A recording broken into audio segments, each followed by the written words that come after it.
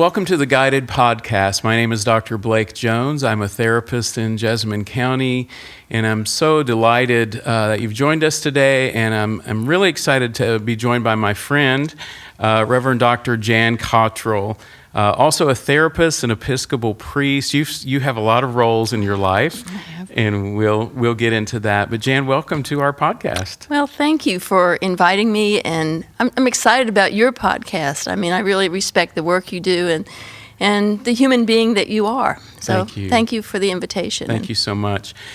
Well, we are here. I know that you have a very deep well of clinical interests, and I mean just your work as a minister and the things that you do in prisons. I mean, you have such a diverse background of clinical interests and spiritual interests.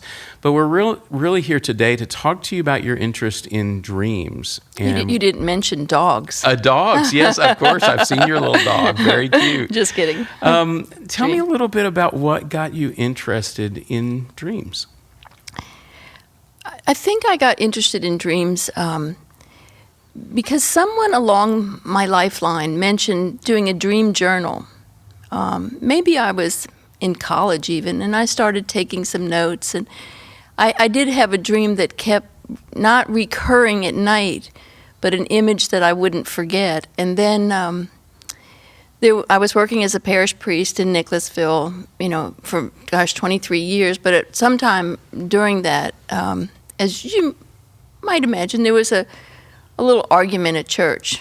I call it the church fight. Mm-hmm. And I came home and I thought, and my spiritual director had retired, and I looked up, I was looking for a new spiritual director, and up came this dream and spirituality class you could take outside of Asheville, North Carolina. And I called and took the class, but in order to apply, I had to submit a dream. And I submitted the dream that I had in early December 1963. And let me real quick tell you this dream, and this is what in the dream, I was in second grade, that's waking life, but I was sleeping in the top bunk. In the dream, I climbed down out of my bed and opened the door. The home I lived in waking life was over 100 years old, so it was kind of spooky anyway. Mm-hmm. I opened the door, and out came a huge alligator. And I woke up. I don't remember ever having had a nightmare, but think about that year, 1963. It was a week after John F. Kennedy had been assassinated. Think about the words assassination, scary, alligator, scary. In the imaginary portion, the limbic portion of my brain had transliterated that scary episode of my life where schools had been called off, my dad was home crying, into something else that I knew was really scary, an alligator. Yeah. And I began to realize that the brain is trying to, in our dreams, maybe comfort us, maybe hold us. And I kept that dream and many more throughout my life and started talking to people about dreams, and then ended up going to Switzerland and doing some study there at one of the schools there. And I find it fascinating with people, and especially with clients. Yeah. So we know that Freud, of course, talked about dreams. Were there people before him that also were interested in dreams and kind of their impact on mental health, or how did dreams come into the mental health realm? Well, they probably really entered by Freud, but of course, for many, many centuries, anthropologists have talked about dreams all over Hebrew and Christian scripture, are dreams, and often dreams that are uninterpreted, but they're all over religious and spiritual literature as well. And with Freud was more interested in dreams as wish fulfillment. And certainly I can go down into that school a little bit. I know someone that dreamt when they were in school that someone else had given them $1,000 check.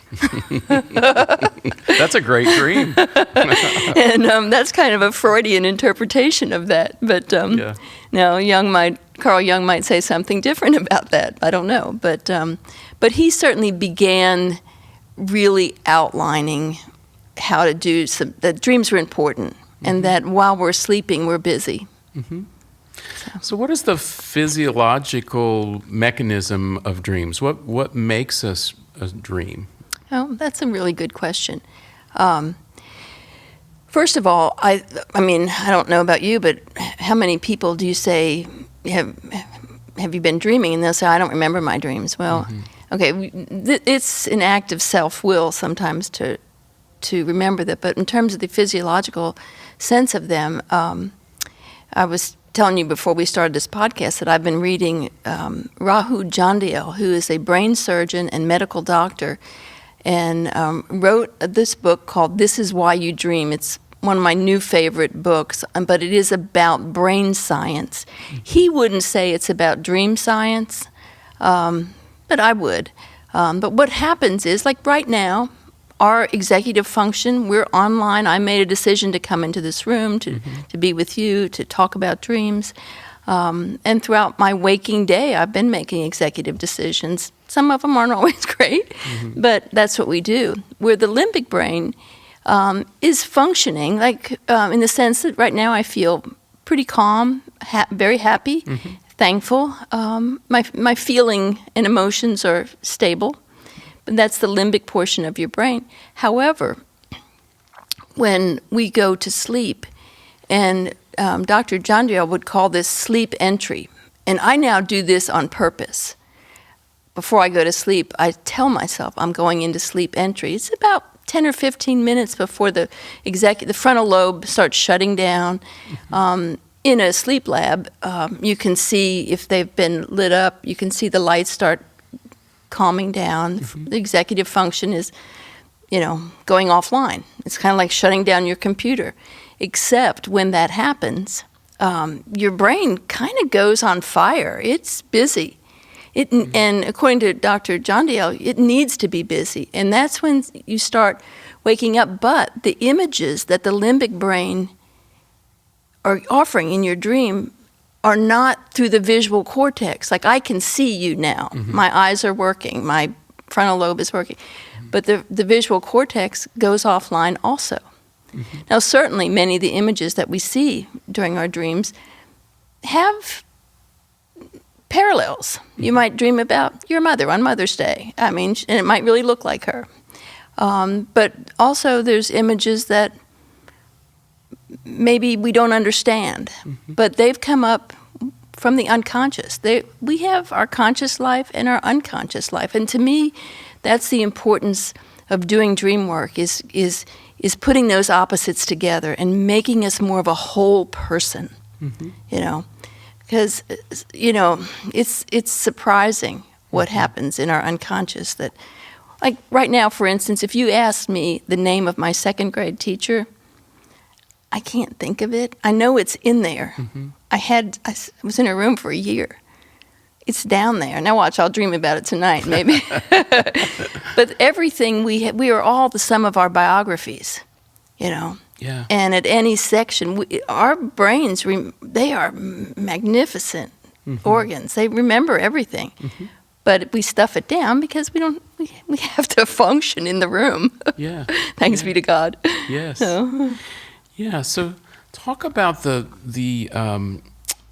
kind of dreams as an indicator of mental health. So like either, warning signs of mental illness coming on or signs of healing. How do you conceptualize dreams that way?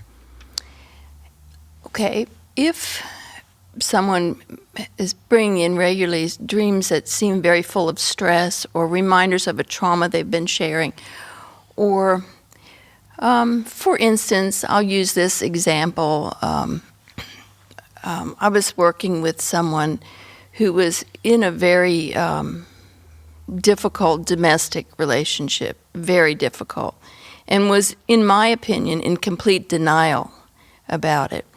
And we started some dream work, and it was around Christmas that year, and everything was festive and everything, but on that day when she came in, she reported a dream to me that she dreamt that she had died. And now, keep in mind that we cannot interpret someone else's dreams. Only the dreamer can do that. We can borrow the dream and use some of the images and see if it triggers something for the dreamer. But in this case, I had a suspicion, and I sat down and I said, well, you died. Can you talk about what that felt like? And you want to establish the structure of the dream and the feelings associated with the dream. And she felt the feeling wasn't what I expected. She felt relief. And I said, well, I don't know that you've ever mentioned you've wanted to die. And she said, no, I don't want to die. I love what I do, and da-da-da-da. And I just asked the question, is there anything in your life that needs to die? Yeah. And she was able to name it, that relationship, that abusive relationship. It evidenced itself in the dream as something dying. Yeah. And that was hard and sad. But that was the beginning of the termination and her coming in waking life to better health and better wholeness and making choices. Yeah. So it was difficult. Yeah. But death is not a bad thing in dreams sometimes. You just have to decide what needs to go. Yeah. Yeah. And her unconscious knew that. Yeah. Tell me, a related question is about nightmares. I do a lot of trauma work with first responders. I do EMDR, and which seems, in some ways to put people in a dreamlike state, I think, of dealing with trauma. And how do nightmares teach us about our trauma, or how are they sort of a cathartic mechanism to deal with trauma? How do you think about nightmares? Nightmares. First of all, let me preface it by saying that typically nightmares, an early nightmare, like my alligator nightmare, happens as part of our human development. I have a wonderful family story of my son, who's now an architect in Los Angeles. But when he was about 5, the whole house woke up to his blood-curdling scream. We all ran in there, and he had his first nightmare. And also, he was a child who hadn't had many experiences of life that were frightening. So that was new. Being scared was new to him, but his brain was doing something new. And so, of course, the mom, sat down and hugged him, and his sister was in there, and we're all hugging him. And, well, what was the dream about, honey? Listen to this. Dogs. Well, I had this vision of, Dobermans coming after him. And I said, well, honey, what were they doing? They were singing really loud. Singing dogs. And so the next day after he got home from school, preschool, we pretended to draw the dream and recognize it as not scary, but something really different. And sometimes different things scare us. So even at that age, I didn't know what I was doing then, but what I really was doing was teaching him that dreams have a purpose, and he can learn from them, and that that was something new, and new things can be scary. And that's really what ended up happening. He was talking about some new things at school. And at 5 years old. Yeah. So, yeah. So traumatic dreams, yes, can come to heal us from trauma. I certainly, did 2 years of clinical training at the VA with trauma survivors, and boy, talk about nightmares from recurring trauma. But I really believe they do come in the service of healing and wholeness. I believe that maybe more than anything, that all dreams come in the service of healing and wholeness. And it's when you listen to some of the dreams, it's hard to piece that together. Yeah. But by talking about it, drawing it, I was telling you, I draw dreams sometimes. This was our listeners can't see this, but it's a picture of a robin. As you know this, I love animals. Well, I was on the golf course and I hit a robin in the air with my ball. I can't even hit onto the green. And of course the robin died and someone came out and helped us bury it. And all day I just felt terrible. I had blood all over my golf glove. And that night I had a dream of birds. And I knew it was because I had killed a bird accidentally. And so I painted this robin to just to incarnate the dream. Yeah. To bring it out. And I think that's what we can do as therapists, is help people incarnate pieces and symbols of the dream. In fact, maybe one of the most important questions that Carl Jung ever asked was, what conscious element is being imaged to compensate something in your dream?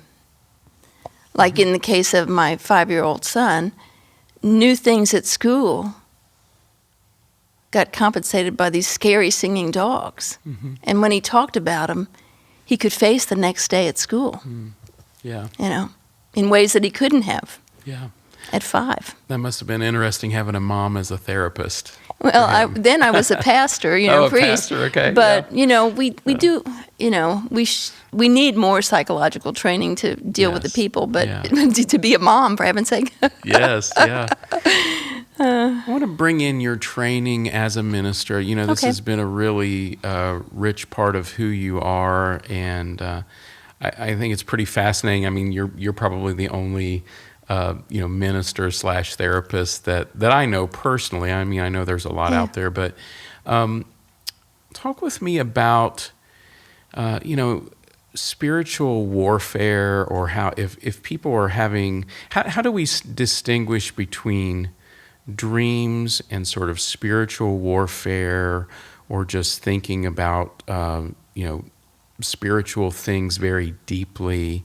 I hope that question makes sense. But some people have dreamlike experiences that they describe as spiritual warfare, and they may be troubling to them. So how do you if you had a client, how would you distinguish between those two things? That's a really good question too. Let me rewind it just a little bit. First of all, I mean, I got very fascinated with the dreams of Scripture as a parish priest, and of course, whenever one of the dreams would roll around in the lectionary, I got all excited about it. And maybe like many people, I wish that if I had to go back to some of those sermons, I might have done things differently. But I loved to help people talk about dreams. There is a book written by a man named Bob Hayden, and it's called Dreams, Unopened Letters from God, which is a simple book to read, but I like the title because I think oftentimes the divine can come to us when we're most vulnerable, which is sleeping. I don't think all dreams are of God, but I think many are. And even though a dream may not even appear the slightest bit religious, or spiritual, there may be something in there that speaks of the divine in ways that we don't experience in waking life. But as far as spiritual warfare, again, back to my thought about dreams come in the service of healing and wholeness. If someone is feeling that kind of dream at night, or I have known, I don't know if you've had this experience, but I've known people, clients in particular, who are afraid of sleep because of dreams. Which I get all excited about that because I want to hear those dreams and and to help them to face their singing dogs. Yeah. And I usually use that illustration. I know the dreams that they're having as adults are a lot scarier and confusing. But let's pick them apart. Let's talk about the structure of the dream. Let's talk about the context of the dream. Let's talk about the symbols in the dream and what they might in particular mean. I brought this, I'm talking about symbols. Our listeners can't see this, but I have a stuffed kangaroo here, and it's just beautiful. It has a little baby in its pouch. And I have that because my husband brought me that after a troubling dream. My daughter had announced her third pregnancy as a surprise. It was about 4 years premature, according to their plans.